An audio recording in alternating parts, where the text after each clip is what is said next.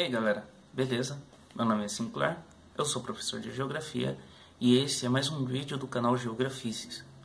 Hoje a gente vai dar continuidade na aula anterior que falávamos sobre solo, mas hoje falaremos sobre um fenômeno específico que a gente chama de erosão. Vocês sabem o que significa erosão? Erosão é uma palavra que vem do latim, tá? Originalmente erodere significa corroer, e eu acho que aí fica mais autoexplicativo. A erosão é um fenômeno ligado ao solo e às rochas de uma forma geral.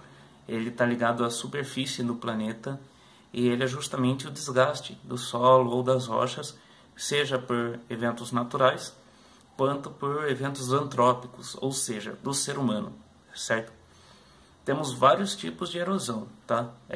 Quando a gente fala de erosão natural, por exemplo, a gente tem a erosão pluvial, que é causada por ação das chuvas, a erosão fluvial, que é causada por ação dos rios. Então notem a diferença entre pluvial e fluvial, tá? Um é ligado à chuva e outro aos rios. Erosão marinha, que é ligada aos mares, isso só para focar nas erosões que são causadas por eventos ligados à água, tá? Mas a gente tem erosão causada por ventos também, erosão eólica, erosão causada por eventos da gravidade, ou mesmo por reações químicas, tá? Mas falando um pouquinho aí das erosões causadas por eventos ligados à água, tem aquele ditado que diz que água mole em pedra dura, tanto bate até que fura. E eu acho que é um contexto que se aplica bem, sobretudo na erosão pluvial, que é por ação da chuva.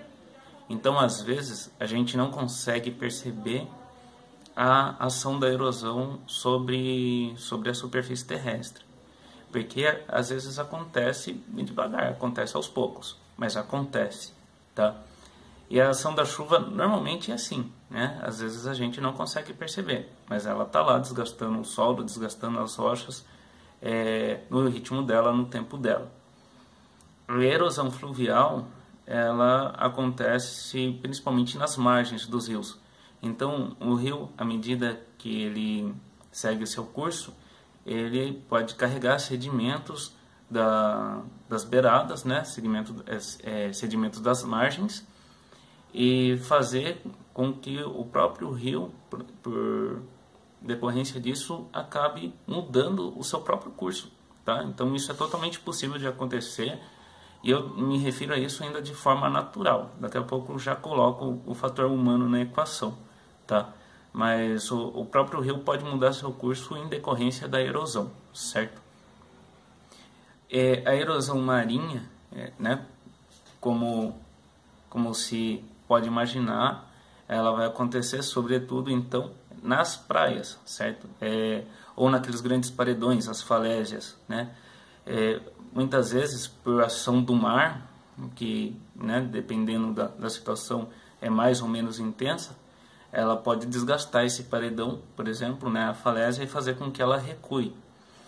Na praia, por sua vez, ela talvez seja menos visível, mas a praia por si só é evento da erosão, tá? A areia que a gente vê na praia nada mais é do que rocha, sedimento de rocha, né, que um dia então foi uma rocha maciça inteira, que por ação do mar mesmo acabou fazendo com que ela sofresse um desgaste e se tornasse o que veio a ser até então, ok? Falemos um pouco sobre outros tipos de erosão também. A erosão eólica, como o nome sugere, ocorre por ação do vento. Acho que o vento ele talvez não seja tão intenso quanto a água, mas ele também é capaz de gerar desgaste aí no solo, tá bom? E as outras erosões, eu acho que eu vou deixar para um próximo vídeo, para a gente não se estender demais.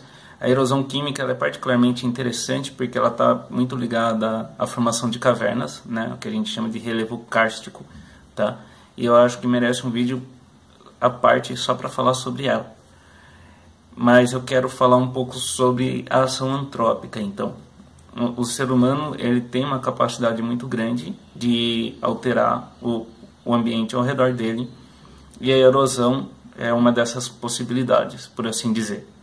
A erosão ela pode ocorrer naturalmente, mas com o ser humano ela pode ser intensificada. Como que o ser humano faz isso? Através de desmatamento, através de queimadas, a urbanização, tá? A construção de cidades sem planejamento, principalmente, que infelizmente é o que mais acontece, e a agricultura.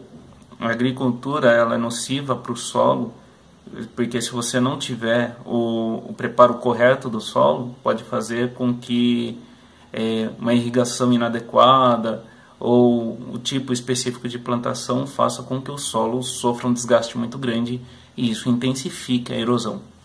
Não sei se vocês já ouviram falar de vossorocas, por exemplo. As vossorocas são grandes buracos, né, que se abrem na superfície da terra, como se fosse, popularmente falando, uma valeta, mas uma valeta realmente grande, tá? E ela é como se fosse uma cicatriz, um corte profundo que você está fazendo no solo. E isso é extremamente prejudicial, porque como a gente já viu em vídeos anteriores, o solo tem várias camadas, cada camada tem seus nutrientes específicos, então ele se torna impróprio para o plantio, impróprio para a construção também, obviamente, e o reparo também acaba sendo muito custoso, né? Leva tempo, leva recurso, enfim, leva tecnologia.